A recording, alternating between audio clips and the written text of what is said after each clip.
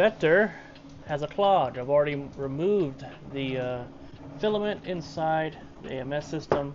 Left this here so I'll have some room to play around when I go to unconnect it. But I figured now would be a great time to do an actual tutorial based on what Bambu recommends on how to clear a clog. So yeah, let's give that a try. First thing I'm going to do is I'm going to have to unplug the AMS.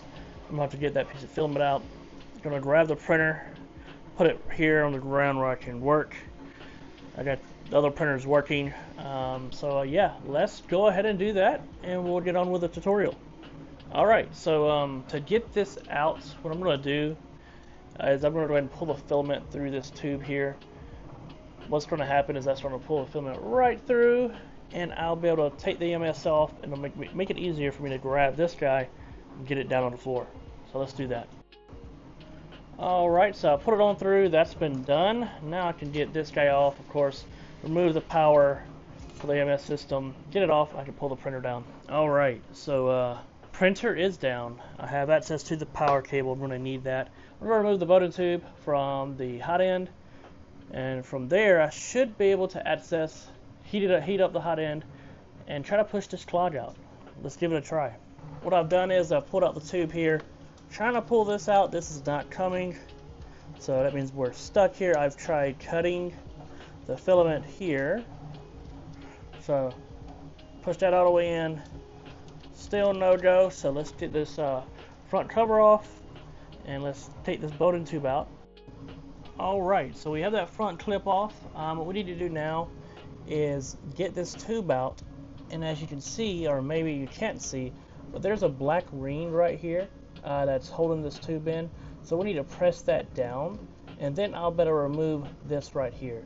So let's do that real quick.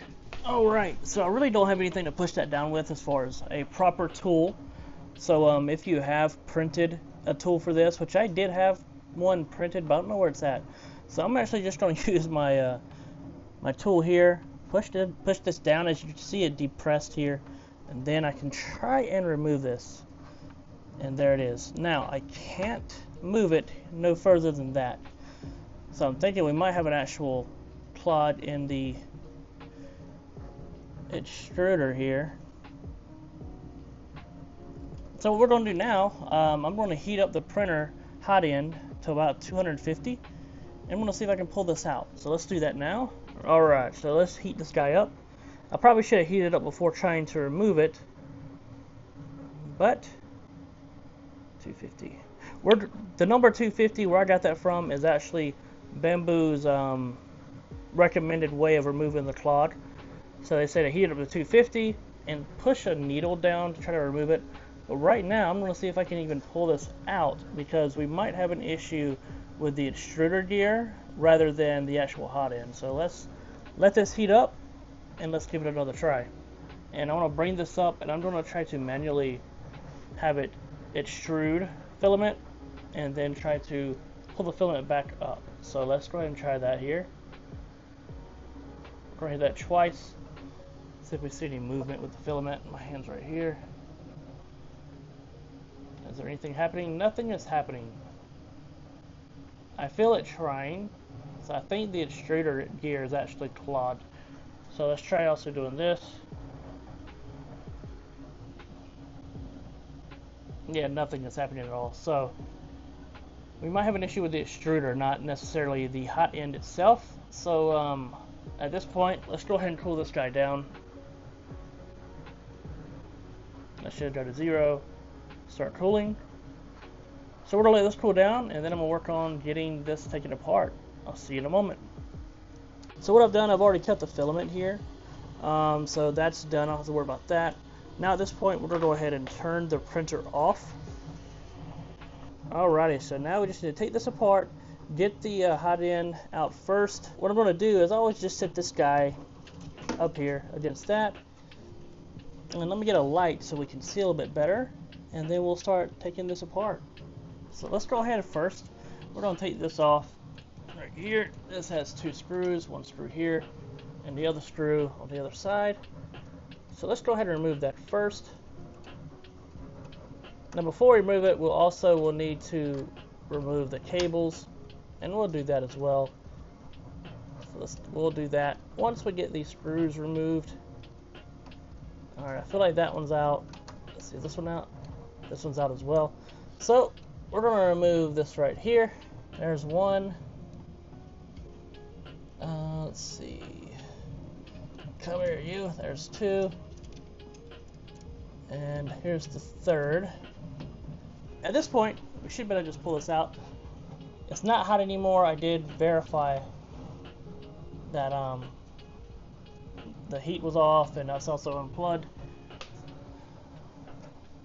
So I gotta get these screws out. I've already unscrewed them, so I'm just gonna use this kind of pry them out. Now we just pull this out. So let's go ahead and get this. I need to remove this screw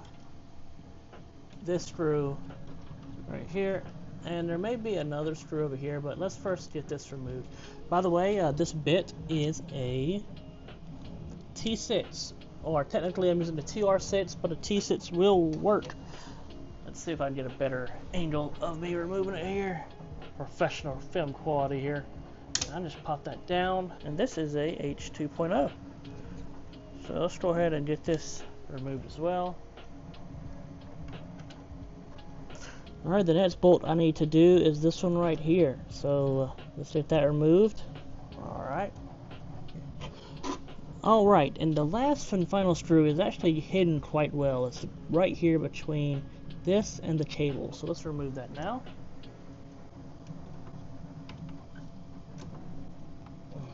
And that is the final screw. So we need to take this off. Alright guys, we got the extruder mostly off. We need to get it unplugged, but I don't like messing with the glue that's here. So I'm just going to unscrew this. This right here, what you're looking at, I'm pretty sure is the filament runoff sensor. This has two screws, this has two screws, and those screws are also TR6 or T6. So I'm just going to remove that. That'll make my life a lot easier. That takes care of that. We now have the extruder off, and this is how you take an extruder apart. So if you're just tuning in, this is my extruder for my X1C. I have a piece of filament that will not come out no matter how hard I pull, so I know there's definitely a clogged extruder here. So we have three screws that I know we're gonna have to take apart, these three here, and we'll see about this fourth one. Alright, we got those three out. I'm gonna go ahead and remove this one as well. So there we go.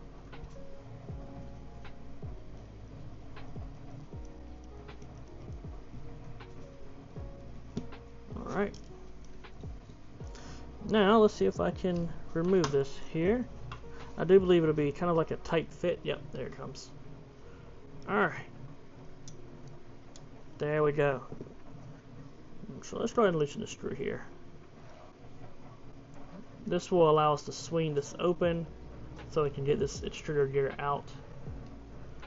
Alright, that's that. Let's see if that gives us enough clearance. Does. It doesn't look too bad, but there is some gunk in here that I need to clean out. And let's take a look inside this and see what the trouble is.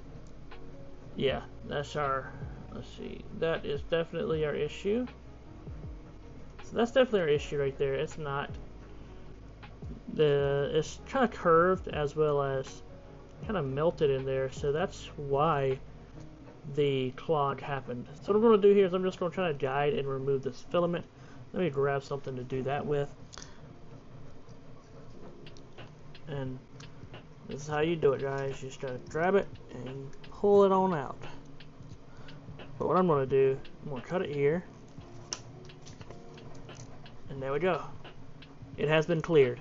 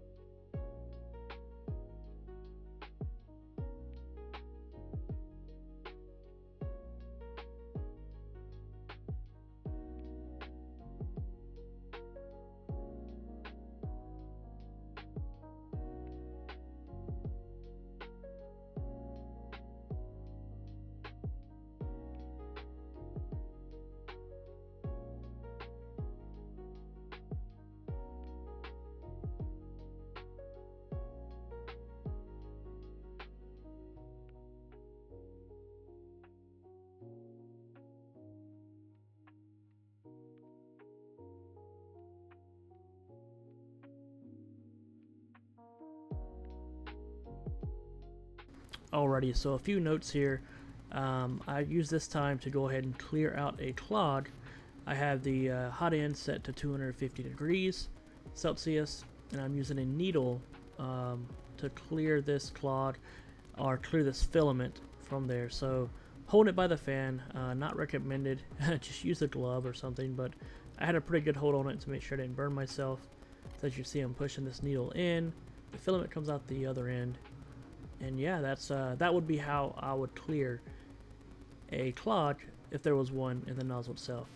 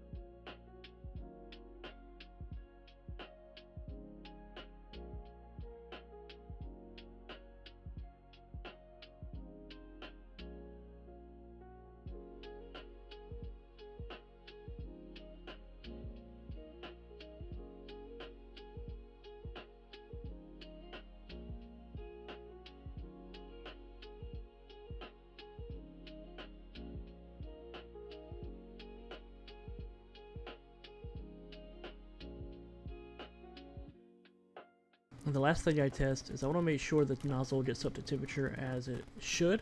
So I set the temperature here to 200, and I'm seeing the nozzle temperature rise. After any change I make, I always want to do a calibration as well. Alright, thanks for watching. Bye.